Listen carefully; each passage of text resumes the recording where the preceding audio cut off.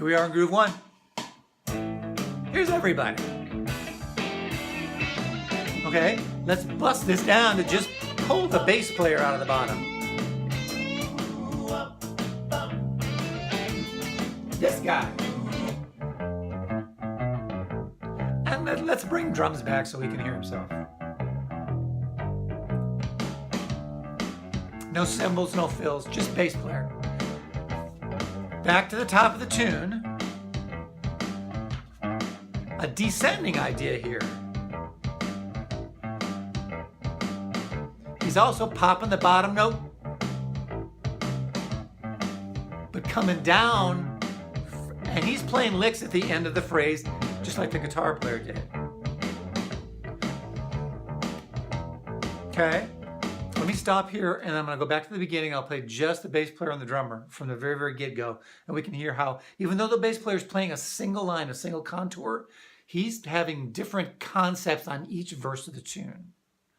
Here you're hearing him soloed, but in context, he's also hearing the other guys in the group, and they're playing off of each other and making their choices about contrast and repetition, whether it's the same or different than what's gone before, based on the entire situation of the mosaic part of the rhythm section. So anyway, here's back to the beginning. A little count off, and then you hear the bass player who plays a descending idea. Hold that thought.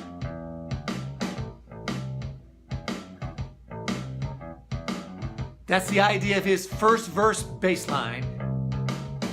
Change a little bit on the way to the second chord, the second phrase, but his basically ideas is a rising idea. Now listen how it changes in the second verse. It's going to be a descending idea. It's just backwards, and it's kind of the same rhythm, but because the melody is backwards or inverted from before, it's cool, it's interesting, it's different. It keeps the song moving forward. You should be going, third verse. What's he gonna do on the third verse? Let's find out.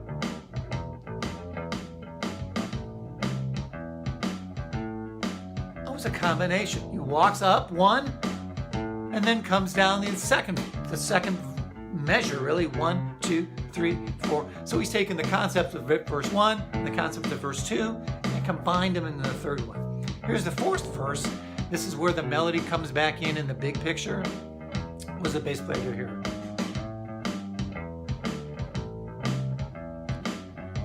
It's a descending thing, but it's different than verse 2 was. That was a clam, but that's what real guys do.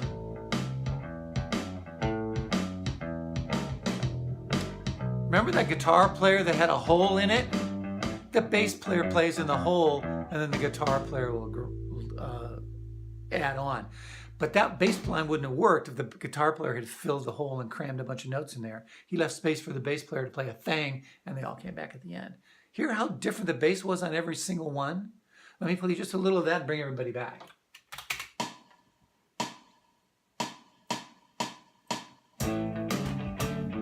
It's harder to hear in context, but as a player on stage, you've got to be thinking about,